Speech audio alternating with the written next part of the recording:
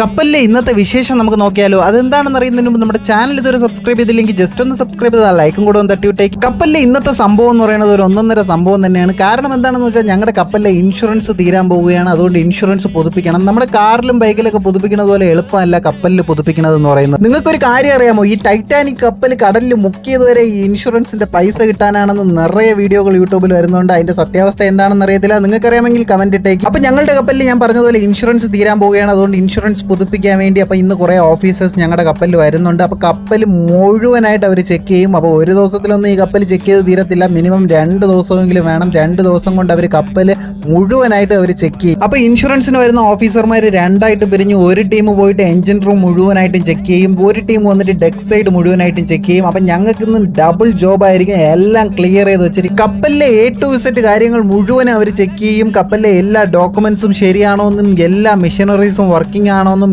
എല്ലാം അവർ ഫോട്ടോ എടുത്തിട്ടേ പോകത്തുള്ളൂ എന്നാണ് പറഞ്ഞത്. ഒരു കാര്യം പറയാൻ വിട്ടുപോയി. അപ്പൊ ഞങ്ങളുടെ കപ്പൽ ഇപ്പോഴും ആങ്കറിൽ തന്നെയാണ് കിടക്കുന്നത്. 11 ദിവസമായി. അപ്പോൾ ഇന്ന് ഇതുവരെ ഞങ്ങൾക്ക് അകത്ത് പോകാൻ പെർമിഷൻ കിട്ടിയില്ല. അപ്പോൾ ഇവിടെ വെച്ച് തന്നെയാണ് ഇൻഷുറൻസ് ചെക്കിങ് നടക്കാൻ പോകുന്നത്. അപ്പോൾ ആങ്കറിൽ കിടക്കുമ്പോൾ അവരെങ്ങനെയാണ് കപ്പലിൽ കയറുന്നതെന്ന് ചോദിച്ചാൽ ഞങ്ങൾ പൈലറ്റ് ലേഡർ ഇട്ട് കൊടുക്കും. ആ ലേഡർ വഴിയാണ് അവർ ഇത് ഒത്തി കയറി വരുന്നത്. അതുകൊണ്ട് ഞങ്ങളുടെ കപ്പലിലെ ക്രൂ എല്ലാം കൂടെ ചേർന്ന് ഞങ്ങളുടെ കപ്പലിനെ ഇപ്പൊ അടിപൊളിയായിട്ട് പുതിയതാക്കി വെച്ചിട്ടുണ്ട്. അവർ വന്നാൽ ഞെട്ടുമെന്നാണ് ഞങ്ങളുടെ പ്രതീക്ഷ. നാളെ എന്താകുമെന്ന് അറിയത്തില്ല. അപ്പൊ നാളെ എന്തായാലും ഞാൻ നാളത്തെ വീഡിയോയിൽ ഒന്ന് പറയാം. Bye guys. അപ്പോൾ പുതിയ വീഡിയോയിൽ കാണുന്നവരെ സൈനിങ് ഓഫ്.